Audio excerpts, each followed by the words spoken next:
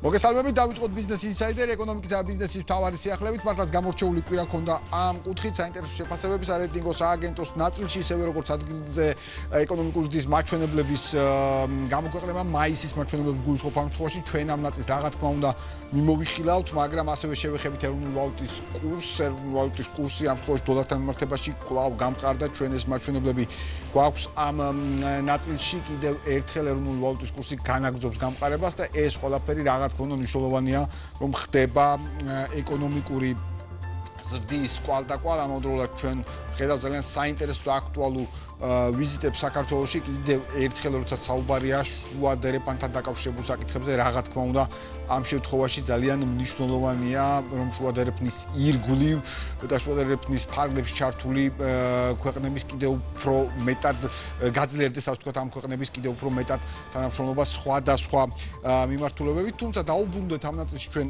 ეკონომიკური ზრდის ნაწილს, რა თქმა უნდა, და ამ კუთხით შევხედოთ პირველ დიაგრამა, თუ შეიძლება, სადაც ჩვენ შევხედავთ სწორედ ეკონომიკური ზრდის შეფასებას 2026 წლის წინაწლის შესაბამის პერიოდთან შედარებით. ამ შემთხვევაში მაისის მაჩვენებელი ყველაზე უფრო მეტად რომელიც გვაინტერესებს, მაისის მაჩვენებელი გვაქვს ჩვენ 6.4%. კვლავ ამ კუთხით ხედავთ ეკონომიკური ზრდის მაღალი მაჩვენებელია ყველა იმ საერთაშორისო საფინანსო ინსტიტუტის მხრიდან შეფასებული, რომელიც აქამდე იქნა დაფიქსირებული, თუმცა თუ შევხედავთ კიდევ უფრო მაღალია მაჩვენებელი 5 თვის საშუალო 2021 წლის 5 თვის საშუალო მაჩვენებელი, რომელიც 7.8%-ით ფიქსირდება. რა შეიძლება ითქვას ამ შემთხვევაში მთლიანად ამ ნაწილზე და ეკონომიკური ზრდის აი ამ მიმართულებით ანალიზზე და მოლოდინებზე, რომ საქართველოს ჯამში აჩვენებს მიუხედავად გლობალური ტურბულენციისა და არსებული ვითარებისა, ჯამში აჩვენებს მაღალი ეკონომიკური ზრდის დაფიქსირება 7.8% და სწორედ კურსზე დავიწყეთ საუბარი და კვლავ კურსთან დაკავშირებით მინდა აღვნიშნო, რომ ამის პარალელურად ეროვნული ვალუტის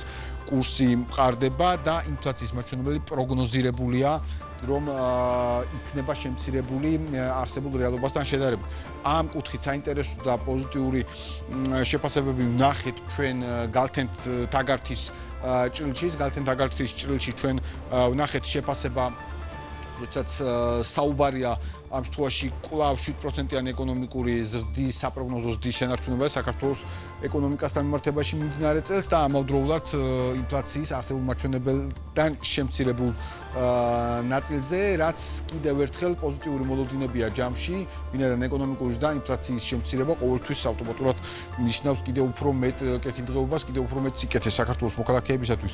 ამ კუთხით და მნიშვნელოვანია, რომ ეს ტენდენცია გაგრძელდეს, მით უმეტეს აქტიური თვეებია, შეიძლება ასე ითქვას, მთელ რიგ სექტორებთან მიმართებაში, მათ შორის ტურიზმის სექტორთან დაკავშირებით, ვინაიდან ამ კუთხით ტურისტული ნაკადების და ბუნებრივია ველოდებით მიმდინარე თვეების განმავლობაში და ამავდროულად, რა თქმა უნდა, ვახსენეთ საერთაშორისო არეიტინგოს სააგენტოების შეფასებები და თუ შეიძლება შემდგომ გრაფიკაზე ჩვენ შევხედავთ სწორედ Moody's-ის შეფასებას. აქ ძალიან საინტერესო ნაწილია ამ ჭრილში. Moody's-მა საქართველოს საკრედიტო რეიტინგი ამ შემთხვევაში შეინარჩუნა B2 დონეზე, თუმცა პერსპექტივა სტაბილურამდე გააუმჯობესა. რამოდენიმე საინტერესო ასპექტი იყო Moody's-ის რეიტინგში გამოკვეთილი, მათ შორის ხაზი ქონდა გასმული კიდევ ერთხელ და ჩვენ აღვნიშნეთ ვიზიტები შესაბამის დასაწყისში, ვიზიტების ნაწილში შუა დერეფნის ჭრილში და შუა დერეფნის უპირატესობებზე იყო ყურადღება გამოხილული, მათ შორის ჩვენ საპორტო, სარკინიგზო ინფრასტრუქტურას, საგზაო ინფრასტრუქტურასთან მიმართებაში, რა თქმა უნდა ეროვნული ბანკის როლზე ამ კუთხით ეროვნული ბანკის მხრიდან სწორად მართულ პოლიტიკაზე ამ ჭრილში და ასევე უნდა აღინიშნოს, რომ გარდა საკრედიტო რეიტინგის შენარჩუნებისა და პერსპექტივის სტაბილურამდე გაუმჯობესების ჭრილში, აქვე აღსანიშნავია, რომ ეკონომიკური ზრდის მაჩვენებელი იქნა გაზრდილი Moody's-ის მხრიდან, ისევე როგორც აღინიშნა სტაბილური ვალუტის ნაწილი. მოკლედ ამ კუთხით ჩვენ ველოდებით მიმდინარე წელს მაღალი ეკონომიკური ზრდის პარალელურად სტაბილურ ეროვნულ ვალუტას და ამას ვხედავთ და ასევე რა თქმა უნდა ინფლაციის შემცირებას. ინფლაცია და ფასები. მათ შორის ფასები არის მთავარი საკითხი, რომელზეც დღეს გვინდა რომ კიდევ უფრო მეტად და კიდევ უფრო ცლად ვისაუბროთ. გასული კვირის ბოლოს ჩვენ ვნახეთ ფასების პორტალის პრეზენტაცია კონკურენცია მოხალხეობის დაცვის სააგენტოს მიერ საკმაოდ საინტერესო პორტალი, პირველივე დღეს საკმაოდ შთამბეჭდავი მაჩვენებლებით და ამ თემაზე დღეს სტუმრად მოსვლა ვთხოვეთ კონკურენცია მოხალხეობის დაცვის სააგენტოს ხელმძღვანელს ბატონ ირაკლი ლექვინაძეს. ბატონო ირაკლი, მოგესალმებით. მადლობას გიხდით Business Insider-ში მობრძანებისათვის და ესეთ საინტერესო პორტალის შემოთავაზებისთვის ჩვენ გონდა საშუალება კვირისდაზრისში ჩვენს პლატფორმაზე იმედზე გვესაუბრა. Am კუთხით ფაქტურად ახალი დაწყებული იყო პორტალი, ახლაც ახალია ამ წელში, თუმცა კიდევ უფრო მეტად რომ განუმარტოთ ჩვენს მაყურებელს პორტალის საქმიანობა, არსი რა შესაძლებლობაა პორტალი ამ შემთხვევაში მომხმარებლებისათვის. მადლობა გიორგი მოწვევისათვის, ამჯერად მივესალმებ ჩვენს მაესტროს მაყურებლებს. გასულ კვირას მოხდა პორტალის პრეზენტაცია და ეს არის ციფრული პლატფორმა, სადაც თავმოყრილია საოჯახო კალათის ძირითად სასურსათო საბაზისო პროდუქტზე საუკეთესო შემოთავაზებები, რომელიც საქართველოში მოქმედ ქსელებს გააჩნიათ. ვიცით თქვენ და ჩვენმა მაყურებელმა, რომ საქართველოს პრემიერ-მინისტრის ინიციატივით იყო კომისია შექმნილი, როგორც სამთავრობო, ასევე საპარლამენტო, სადაც ფასების შესწავლა მოხდა სხვადასხვა მიმართულებით, მათ შორის სასურსათო პროდუქტებზე. პარლამენტის ფასების შესწავლა კომისიამ მომზადდა დასკვნა, სადაც გაიწერა მოკლევადიანი, გრძელვადიანი და საშუალოვადიანი სტრატეგიები და მოკლევადიანი აქტივობების კონტექსტში საქართველოს მოქმედმა ძირითადმა ლიდერმა ქსელებმა დაიწყეს საკუთარ ქსელებში ძირითად საბაზისო სასურსათო პროდუქტებზე საუკეთესო შემოთავაზებების შეთავაზება მომხმარებლისთვის. ეს მოიცავს როგორც ფასტაკლებებს, ასევე მოიცავს საუკეთესო ფასს, რომელიც კონკრეტულ პროდუქტზე გააჩნია. შემდგომ დადგა საკითხი, რომ აღნიშნული ქსელი არის დაახლოებით 13, ახლა რომელიც პორტალზეა წარმოდგენილი და ამ ინიციატივაში ჩართულია ეს ძირითადი ქსელები.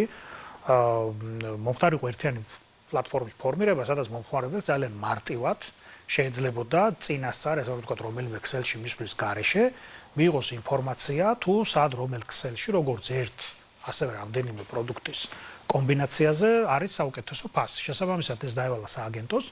ჩვენ გასულ კვირას ჰქონდა აღნიშნული პორტალის პრეზენტაცია, ამ დროისათვის 13 ქსელია წარმოდგენილი და რამდენიმეს დამატებასთან დაკავშირებით ასევე გვაქვს შეიძლება 13-ზე მეტი იყოს. კი, რამდენიმე ქსელი შეიძლება დაემატოს აღნიშნულ რაოდენობას. წარმოდგენილია ასევე 13 ძირითადი საბაზისო სასურსათო პროდუქტი, მაგალითად როგორც არის ბრინჯი, რძე, ქათმის ხორცი, შაქარი, კვერცხი, ასევე კარაქი, ხაჭო, არაჟანი და ესე შემდეგ, ასევე გვაქვს სხვა სასურსათო კატეგორია და საიტზე არის ძალიან მარტივი შესაძლებლობა, რომ ნებისმიერმა მოქალაქემ, მომხმარებელმა კომპიუტერის თუ სატელეფონო მოწყობილობის საშუალებით ნახოს, როგორც თითოეულ პროდუქტზე სხვადასხვა ქსელებში არსებული საუკეთესო ფასი ან ფასტაკლება, ასევე კალათა შექმნას გააკეთოს კომბინაცია, იქნება ეს 3, 5, 8 თუ 13-ვე პროდუქტი, სად არის საუკეთესო შემოთავაზება ამ კუთხით. ანუ სახლიდან გასვლამდე შეიძლება ასე თქვა, ან გადაწყვეტილების მიღებამდე, მაღაზიაში წასვლამდე, ტელეფონით თუ კომპიუტერის სხვა საშუალებით შეიძლება საკუთარი კალათა შეადგინოს 13 სუპერმარკეტის 13 პროდუქტის მაგალითს. კი ბატონო, და ეს ძალიან კარგია, იმიტომ რომ იძლევა ინფორმირებული არჩევანის გაკეთების საშუალებას. აი, კითხვა ჩდება ხოლმე, აი, რამდენად თქვათ ამ შემთხვევაში განახლებადია ინფორმაცია, რამდენად სწრაფად ახდება, ხო, იმიტომ რომ ვიცით, ხშირად ფასტაკლებები საკმაოდ დინამიურია ხოლმე, სწრაფად ცვალებადი. აი, ეს რამდენად სწრაფად აისახება? კი, ეს პროცესი გავლილია ქსელებთან და მათ მინდა მადლობა გადაუხადო, იმიტომ რომ ჩვენ ყოველდღიურ რეჟიმში ძალიან აქტიურ კომუნიკაციაში ვართ 13-ვე ქსელთან, მუშაობს ტექნიკური ჯგუფი, რომელიც ყოველდღიურ რეჟიმში იღებს ინფორმაციას აღნიშნული ქსელებიდან საუკეთესო ფასების და ფასტაკლებების შესახებ და ძალიან ოპერატიულად ხდება მისი ასახვა საიტზე, კონკრეტულ ფასტაკლებებს გააჩნია ვადები, თუ ფასი მუდმივია და საუკეთესო შემოთავაზებაა, ესეც მითითებულია საიტზე. დღევანდელი მონაცემებით დაახლოებით 280-ზე მეტი საუკეთესო შემოთავაზებაა აღნიშნულ საიტზე განთავსებული 13 საქართველოში მოქმედი ლიდერი ქსელიდან და მასშტაბში რო წარმოვიდგინოთ, დაახლოებით ეს 13 და ნუ შეიძლება პლუს-მინუს 2 ქსელი კიდევ რაც თქვენად ორგანიზებულ ბაზარს შეადგენს, ეს არის მთლიანი ბაზრის დაახლოებით 65%, ჩვენი შეფასებით ეს ბაზარი დაახლოებით 14 მილიარდია 2025 წლის მონაცემებით. თუმცა ჩვენი მონიტორინგის ფარგლებში კიდევ მუდმივად უყურებთ ამ მიმართულებით გაკეთებულ ტენდენციებს და კონკურენციის ხარჯს. და ყველა საინტერესო ხარ რაც იყო ამ ერთმა კვირვამ რაც გვაჩვენა, კალათის ლიდერები მუდმივად იცვლებიან. თუ თქვენ მაგალითად დღეს 13 პროდუქტს მონიშნავთ, იქ გამოდის 5 ლიდერი ქსელი, რომელიც 13-ვე პროდუქტის ყიდვის შემთხვევაში სად შეიძენთ ყველაზე უფრო იაფად. ეს ლიდერები შეიძლება ყოველდღიურად არა, მაგრამ ძალიან ხშირად იცვლებოდნენ ამ ბოლო პერიოდის მანძილზე საიტის ჩაშვებიდან დღემდე და ასევე დაფიქსირდა ის, რომ თუ პირველივე დღეებში 13 პროდუქტის კალათის ჯამურღირებულება იყო სადღაც 42 ლარი, დღეს ის არის სადღაც 38 ლარი. ანუ ეს არის ძალიან კარგი საშუალება, გარდა იმისა, რომ მომხმარებელს ინფორმაციას აძლევს, თვითონ ქსელებს შორის კონკურენციის გაძლიერების, რომ ისინი მუდმივად ცდილობენ კონდეთ საუკეთესო ფასი. ამას იძლევა ფასების გამჭვირვალობა. კი ბატონო, შეიძლება ითქვას, რომ პორტალმა დამატებითი კონკურენცია შექმნა. ამ კუთხით პორტალის კონკურენციაც გვაქვს. ანუ ის კონკურენცია რაც იყო ფიზიკურ სივრცეებში, ეხლა უკვე ამას ჩვენ ხედავთ ელექტრონულ სივრცეში, თუმცა ეს დამატებითი სტიმულია. ხო, ფიზიკურად აღქმა ხომ, ანუ ძალიან რთულია ხომ, ხა 13 სუპერმარკეტს ეწვიო რაღაცის პროდუქტები გამოვიდა. აქ რამდენიმე წუთში შეიძლება ეს სურათი გქონდეს. კი, და ეს ძალიან მოსახერხებელია, თუმცა ჩვენ ვაპირებთ, რომ პორტალი განვითარდეს, შეიქმნას მობილური აპლიკაცია, შეიქმნას ასევე სხვადასხვა არა, ასე ვთქვათ, ციფრული ფორმატი, არამედ სხვა უფრო ესეთი საინფორმაციო ფორმატი, რომელიც ბევრად უფრო მეტ ადამიანს მისცემს საშუალებას, რომ იყოს ჩართული. აი ეს ყველაფერი ნახოს. კი, ჩართული აი ამ ინფორმაციის კონტექსტში. კი ბატონო, პირველივე დღეს იყო შთამბეჭდავი სტატისტიკა 20,000-ზე მეტი მომხმარებელი იყო შემოსული, აი გავიდა ფაქტურად ერთი კვირა დაახლოებით ამ პერიოდის განმავლობაში და აი როგორია მომხმარებლების აქტიურობა ამ კუთხით. პირველ დღეს ბუნებრივია, რომ ესე თქო ტალღის ეფექტია და პრეზენტაციიდან ესე ვთქვა ძალიან სწრაფად იყო 20,000 გადააჭარბა ვიზიტორების რაოდენობა. შემდგომ ეს დასტაბილურდა, თუმცა საკმაოდ ესეთი პოზიტიური დინამიკაა მიმართულებით. ფაქტია, რომ საქმიანად იყენებს მომხმარებელი, ანუ ეს ის დინამიკა ჩვენ გვაძლევს საშუალებას, ეხლა პორტალი ახალია, ჩვენ მუდმივად ვცდილობთ სხვადასხვა ინსტრუმენტების საშუალებით მეტი ინფორმაცია მივაწოდოთ მომხმარებელს, რომ ეს დინამიკა არის ძალიან პოზიტიური და ის უნდა გახდეს პრაქტიკული.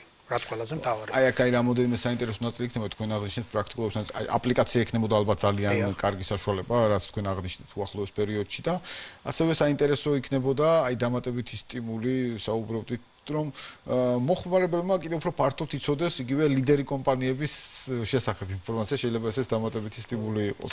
აი გუშინ დავიწყეთ ჩვენ ჩვენს ამ ჯერჯერობით კონკურენცია და მომხმარებლის დაცვის აგენტოს Facebook-ზე გამოქვეყნება მაგალითად გუშინდელი 12 საათის მდგომარეობით ვინ არის ლიდერი ხუთეული, ესე რომ ვთქვათ, 13-ვე პროდუქტზე კომბინაციის კუთხით. ნუ ალბათ ისიც არის, რომ თუ ასორტიმენტი ცოტა გაფართოვდება, შეიძლება აქ ყურადღებაც მეტი იყოს. ასე რომ დინამიკა ძალიან პოზიტიურია, მაჩვენებელი მაღალია და ჩვენი მედი გვაქვს, რომ ამ გაზრდილ მაჩვენებლებს შევინარჩუნებთ აქტივობების ხარჯს. კი ბატონო, როგორ შეგვეძლება ამ ნაწილში ასე ვთქვათ, ჩავერთვებით ამ კუთხით, მინიმუმ სოციალურ ქსელის ნაწილში, ვინაიდან ნუ ცხადია რაღაც კუთხით კომერციულში რო არ წავიდეთ ავტოაზად, რამე სხვა არ დაგვაბრალო ამ შემთხვევაში. მინდა სხვა თემებზეც გადავიდეთ, ბატონო ირაკლი, ერთ-ერთი ყველაზე განსაკუთრებულად მნიშვნელოვანი თემა ვიტყოდი ასე, არის ისტორიაში პირველად სააგენტო არის მომხმარებელთა დაცვა და ახსოვების საერთაშორისო ქსელის პრეზიდენტი უწყება 2026-2027. რას გულისხმობს ეს ყველაფერი და რა გეგმები გვაქვს ამ კუთხით? რას ნიშნავს საქართველოს თვალსაჩინო?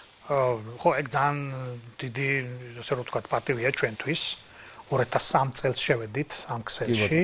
ანუ რომ წარმოვიდგინოთ, ახლა ძალიან აქტუალურია მსოფლიო ჩემპიონატს რომ ასპინძლობდეს. კი ბატონო. ჩვენი ქვეყანა, ჩვენი უწყების სახით დაახლოებით, ოღონდ მომხმარებელთა უფლებების დაცვის უწყებების კონტექსტში. ეს არის ქსელი, რომელიც მსოფლიოს მასშტაბით აერთიანებს 80-ზე მეტ ქვეყანას, რომელსაც გააჩნიათ მომხმარებელთა უფლებების დაცვის უწყებები, მათ გააჩნიათ კარგი პრაქტიკა და ასევე ამ ქსელში არიან წამყვანი საერთაშორისო ორგანიზაციები, როგორც არის OECD, მსოფლიო ბანკი, ანქტადი, გაეროს ეკონომიკური მიმართულება და ეს არის ქსელი, რომელიც ყოველწლიურად მას ხავს ახალი პრეზიდენტი უწყება და ერთი წლის მანძილზე ეს უწყება განსაზღვრავს გლობალურ ჭრილში იმ ძირითად საკითხებს, რაც აქტუალურია ყველა ქვეყნისთვის. და ეს ხელს უწყობს ქვეყნებს შორის კომუნიკაციას, უწყებებს შორის პრაქტიკის გაზიარებას. ჩვენც დღეს როდესაც მომხმარებელთა უფლებების კუთხით ძალიან ბევრ გადაწყვეტილებას ვიღებთ, ბუნებრივია საუკეთესო პრაქტიკას ვერტმნობით და ამ ქსელზე, ქსელის გადაწყვეტილებებზე წვდომა გვაქვს. ამიტომ ეს იქნება ერთი წლის მანძილზე, რომ ჩვენი უწყება განსაზღვრავს ამ მთავარ პრიორიტეტებს და გვაქვს ამ მთავარი პრიორიტეტი გამოკვეთილი, ეს არის თვითონ მოზიდვა ახალგაზრდა და შედარებით არაწევრი უწყებების ამ აღნიშნულ ქსელში, ეს არის ონლაინ ვაჭრობაში ახალი ტენდენციების და ახალი გამოწვევების საპასუხოზომების განსაზღვრა და ასევე ისეთი ტიპის მომხმარებლებისთვის, რომლებიც უმცირესობაში არიან იქნებიან ეს შემოპირები, სხვადასხვა ეთნიკური ჯგუფები თუ ესე შემდეგ, მათთვის სპეციალური მხარდაჭერის პლატფორმების უზრუნველყოფას და ამის პირველი შედეგი იქნება ის, რომ 14 სექტემბერს გაიხსნება თბილისში ძალიან მაღალი დონის კონფერენცია, სადაც 80-მდე ქვეყნის წარმომადგენელი საქართველოს წარმოადგენელი, კი, ეს იქნება ევროპიდან, აფრიკიდან, სამხრეთ ამერიკიდან, ჩრდილოეთ ამერიკიდან. კი, აი აბსოლუტურად თქვენ შეგიძლიათ ვებგვერდი ნახოთ, ძალიან ისეთი გლობალური ქსელია, რომელიც საკმაოდ ავტორიტეტულია აი ამ სფეროში. კი ბატონო, მართლაც ველით ამ კონფერენციას 14 სექტემბერს და ძალიან მნიშვნელოვანია, რომ ათეულობით ქვეყნის, 8 ათეულობით ქვეყნის წარმომადგენელი იქნება საქართველოში. მართლაც არის მომხმარებლობის დაცვის ნაწილში მსოფლიო ჩემპიონატი, როგორც აღნიშნეთ, ამ კუთხით მართლაც ასევე საინტერესო ჯილდოები გაქვთ მიღებული და მინდა აღვნიშნო, რომ შორის ამის ნაწილი იქნება მსოფლიო ბანკი ჩაატარებს დაჯილდოებას სექტემბერში ამ აღნიშნული კონფერენციის პარალელში. კი ბატონო, ძალიან კარგი. ერთი მნიშვნელოვანი ნაწილი ასევე რაც მინდა აღვნიშნო, შეეხება კონცენტრაციების ნაწილს. ამ კუთხით გარკვეული ტიპის ცვლილებები გვაქვს, აი რას გულისხმობს ეს ცვლილებები? ეს შერწყმები, იგივე კონცენტრაციები, ერთ-ერთი მთავარი მიმართულებაა ჩვენი უწყების მუშაობაში. მოგეხსენებათ, რომ თუ ორი ბიზნესი ერთიანდება, ორი ან მეტი, და ის პარამეტრებს აკმაყოფილებს, მსხვილ ბიზნესია საუბარი, ვალდებულია, რომ აცნობს კონკურენციის აგენტოს, რომ შემდგომ ჩვენ მოვამზადოთ დასკვნა, თანხმობა ან უარყოფა ისეთ კონკურენტულ გარემოსთან თავსებადობის შესახებ.